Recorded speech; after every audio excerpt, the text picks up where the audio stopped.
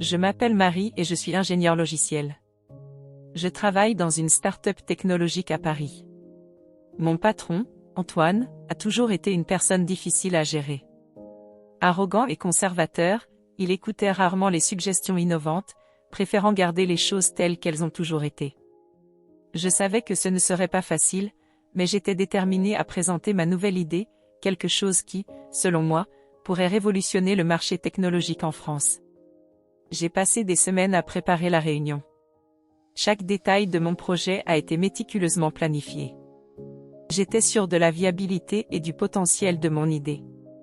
Je suis arrivée au bureau ce matin-là avec un mélange de nervosité et d'excitation. Dans la salle de réunion, Antoine était entouré d'autres dirigeants de l'entreprise. « Marie, tu as demandé ce rendez-vous, tu dois donc avoir quelque chose de vraiment important à nous montrer », dit Antoine avec un ton de voix qui montrait clairement son scepticisme. « Oui, Antoine, répondis-je en essayant de cacher ma nervosité. J'ai développé un projet qui, je pense, peut nous donner une longueur d'avance sur la concurrence et révolutionner le marché de la technologie. » J'ai commencé la présentation en expliquant chaque aspect du projet avec enthousiasme et clarté. Pendant que je parlais, je voyais certains cadres manifester leur intérêt, mais Antoine restait avec une expression fermée, presque irrité. Quand j'ai eu fini, il y a eu un bref silence avant qu'Antoine ne se mette à rire. « Marie, tu penses vraiment que c'est faisable ? Votre proposition est naïve et peu pratique. Nous n'avons ni le temps ni les ressources à consacrer au costume. » La pièce était complètement silencieuse. Je sentais mes yeux commencer à se remplir de larmes, mais je refusais de les laisser couler.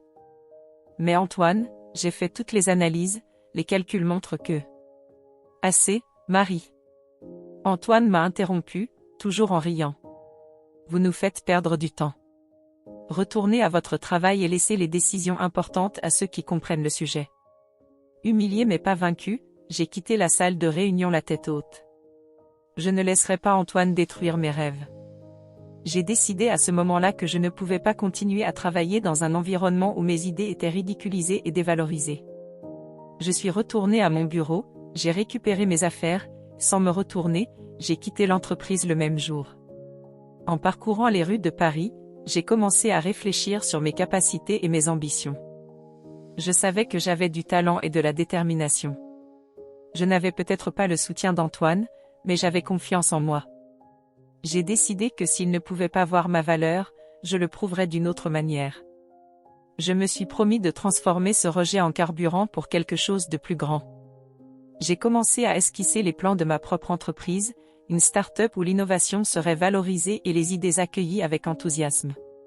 C'est ainsi qu'est né Innovatech, un projet qui deviendra bientôt ma passion et ma mission. Une fois cette décision prise, une vague de détermination m'a submergé. J'étais prêt à relever tous les défis qui se présentaient à moi. Antoine aurait peut-être ri de mon idée, mais j'étais sur le point de lui montrer, ainsi qu'au monde, de quoi j'étais capable. Après avoir quitté la compagnie d'Antoine, j'ai ressenti un mélange de soulagement et de peur. Je savais que le chemin à parcourir serait difficile, mais j'étais déterminée à faire mes preuves. Fonder Innovatech était un acte de confiance en moi et en mes idées. Au cours des premiers mois, j'ai été confrontée à de nombreuses difficultés financières.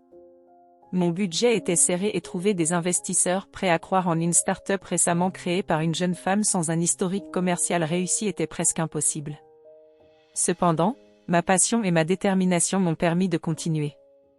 Recruter une équipe était le prochain grand défi.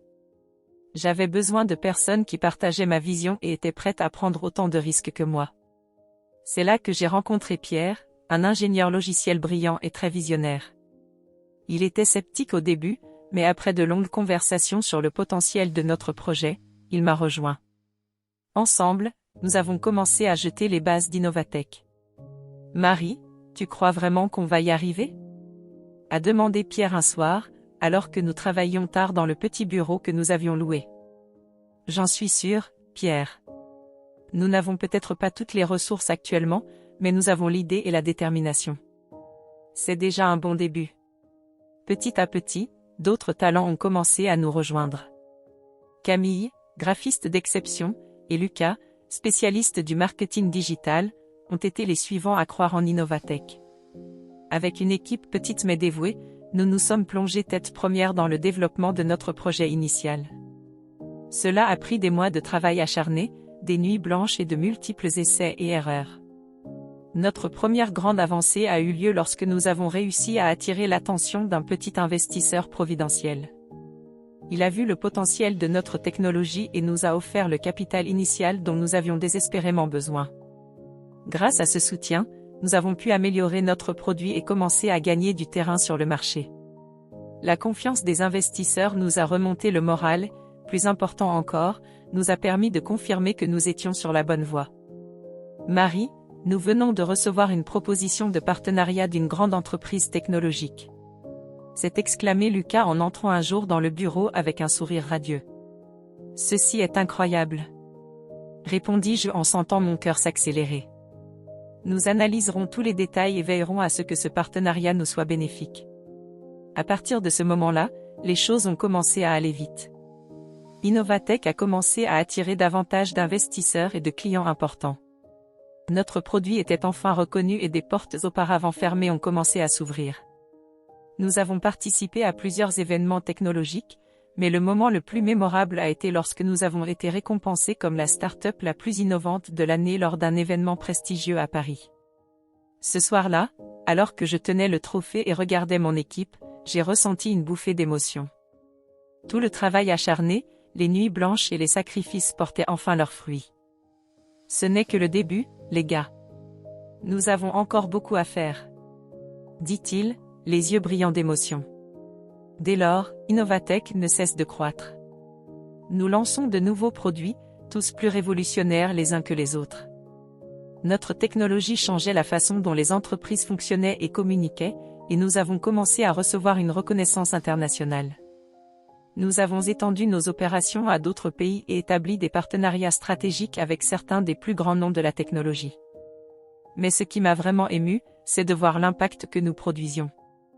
Les entreprises utilisaient notre technologie pour innover et se développer, et voir cela se produire était extrêmement gratifiant. Lors d'un événement à Berlin, j'ai été invité à être l'orateur principal. J'ai partagé mon histoire de dépassement, du rejet initial au succès d'Innovatech. Ce fut un moment de réflexion et de fierté. Marie, ton histoire est inspirante. Comment avez-vous réussi à garder la foi alors que tout vous paraissait si difficile ? A demandé l'un des participants après mon discours. J'ai souri et répondu, je crois que la clé était de ne jamais abandonner mon rêve et de toujours croire au potentiel de mes idées. Le chemin a été difficile, mais chaque défi m'a rendu plus fort et m'a amené ici. Voir Innovatech se consolider comme leader du marché a été la preuve qu'avec détermination et passion, tous les obstacles peuvent être surmontés. Et je savais que ce n'était que le début d'un voyage encore plus grand. Forte de ses premiers succès, Innovatech n'a jamais cessé de croître. Chaque jour, j'avais l'impression que nous nous rapprochons de la transformation de notre vision en réalité. Notre équipe, composée d'esprits brillants et dévoués, a travaillé sans relâche, et les fruits de cet effort ont commencé à apparaître de manière significative. Je me souviens d'un matin ensoleillé où nous étions réunis dans notre petite mais confortable salle de conférence. Jean, notre directeur des opérations, était visiblement enthousiasmé en présentant les dernières données. Marie, les chiffres sont incroyables. Nos ventes ont augmenté de 200% au dernier trimestre, a déclaré Jean, les yeux brillants d'enthousiasme. C'est fantastique, Jean, répondis-je, ressentant un sentiment de fierté et de soulagement. Mais nous ne pouvons pas nous détendre maintenant. Nous devons continuer à innover et à garder une longueur d'avance sur la concurrence. Et c'est ce que nous avons fait. Nous avons développé une série de produits révolutionnaires, des solutions d'intelligence artificielle aux appareils IoT qui sont rapidement devenus indispensables sur le marché. L'acceptation a été si grande que nous avons commencé à recevoir des propositions de partenariat de la part de géants de la technologie. L'une de nos plus grandes réalisations a été l'expansion internationale. Nous avons commencé à ouvrir des bureaux dans diverses régions du monde, et chaque nouvel emplacement apportait un défi unique et passionnant. Lors de l'un de ces voyages, nous avons été invités à une conférence à Berlin, où j'aurais personnellement l'honneur d'être l'orateur principal. Nous sommes arrivés à Berlin par une froide après-midi d'automne. La ville était dynamique, pleine d'énergie et d'innovation. Le jour de la conférence, la salle était pleine à craquer. Je suis montée sur scène avec un mélange de nervosité et d'excitation. Bonjour à tous. Je m'appelle Marie et je suis la fondatrice d'Innovatech, ai-je commencé en observant le nombre public. Aujourd'hui, je souhaite partager avec vous notre parcours, les défis auxquels nous sommes confrontés et la vision qui nous guide pour l'avenir. J'ai raconté l'histoire de notre entreprise, depuis les moments difficiles du début jusqu'aux victoires qui nous y ont amenés. J'ai parlé de l'importance de la persévérance, de l'innovation et, surtout, de la collaboration. Quand j'ai fini, la salle a éclaté d'applaudissements. Le sentiment de reconnaissance et d'accomplissement était indescriptible. Après la conférence, j'ai été approché par plusieurs personnes intéressées à collaborer avec nous. Parmi eux se trouvaient des représentants de grandes entreprises souhaitant acquérir Innovatech. Les propositions étaient alléchantes, mais je savais que notre valeur résidait dans notre indépendance et notre capacité à innover sans contrainte. Marie, avez-vous envisagé de vendre l'entreprise? Cela pourrait être une opportunité unique, a suggéré l'un des investisseurs lors du dîner. Je comprends votre point de vue, mais Innovatech est pour moi plus qu'un simple business, répondis-je fermement. C'est une vision, un rêve que je partage avec mon équipe. Notre objectif est de transformer le marché et de créer un avenir meilleur, et c'est quelque chose que je veux faire à ma manière. Les mois suivants furent de consolidation. Nous avons élargi nos opérations et conclu des partenariats stratégiques qui nous ont permis d'atteindre de nouveaux sommets.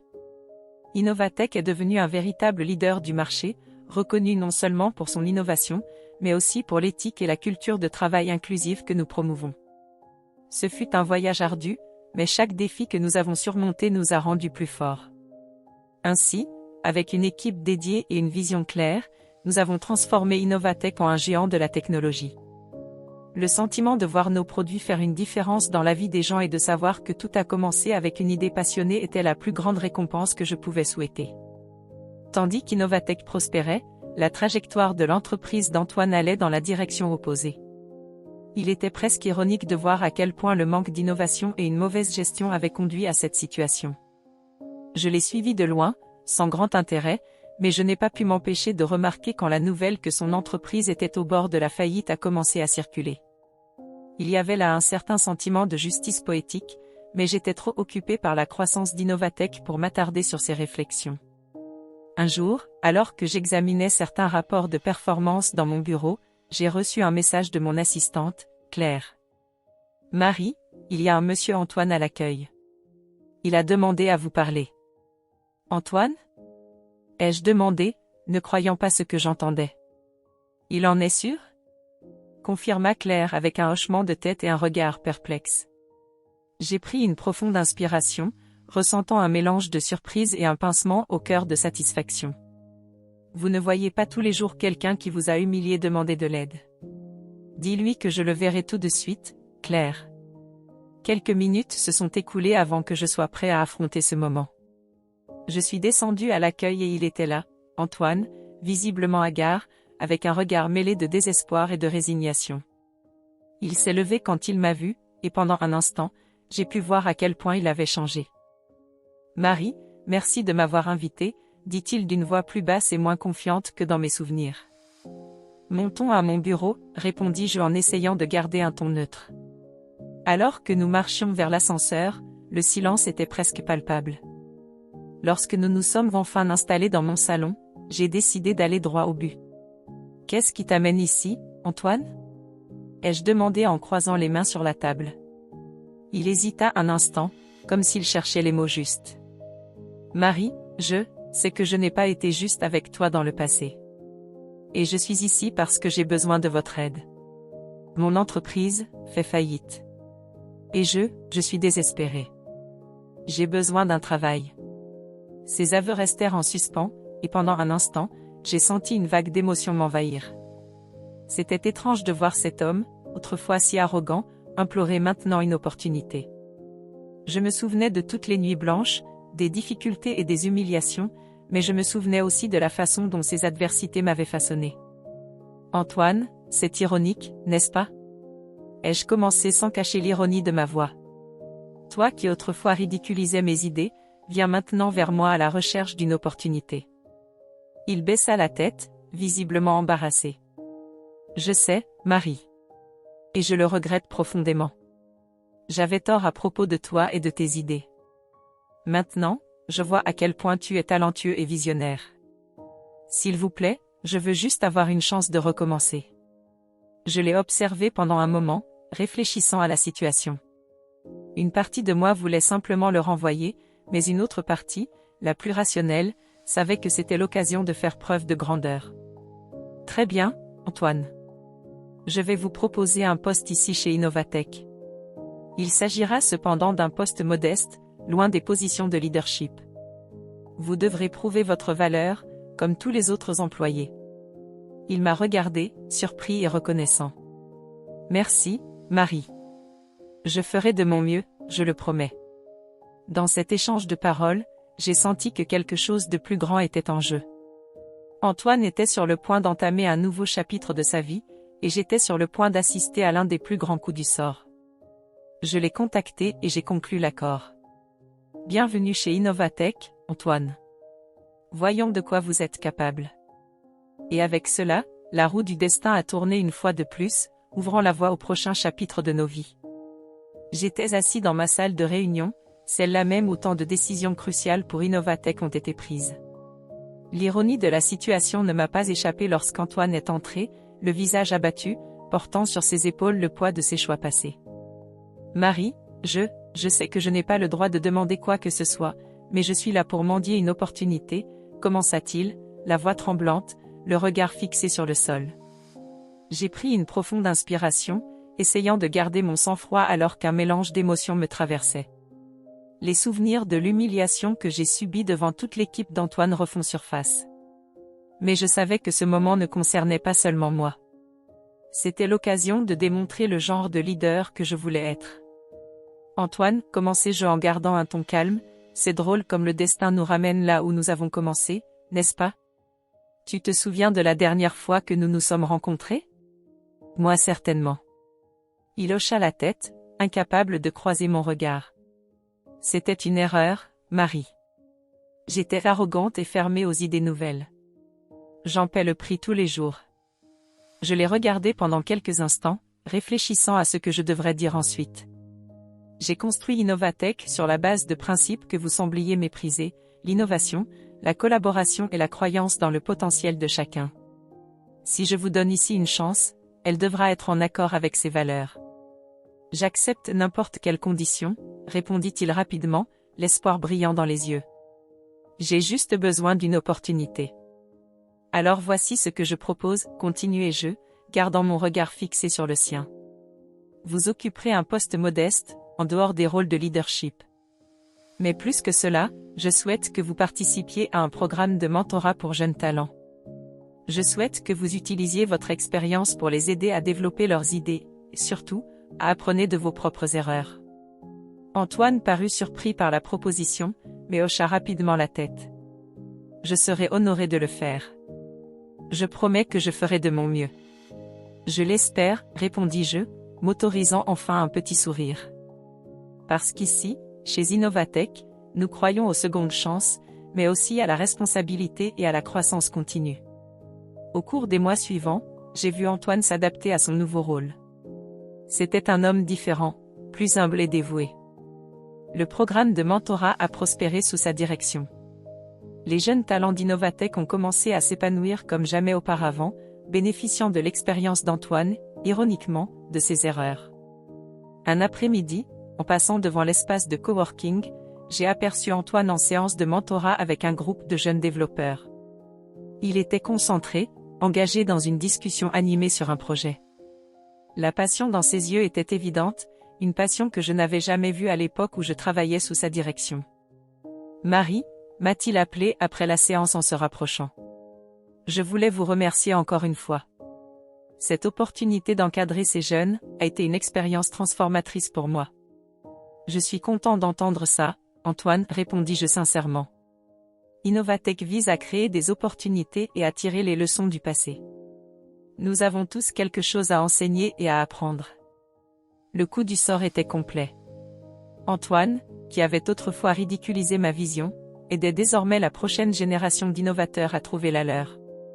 Et moi, qui étais autrefois humilié, j'étais désormais en position de pouvoir, mais j'ai choisi d'utiliser cela pour construire quelque chose de positif.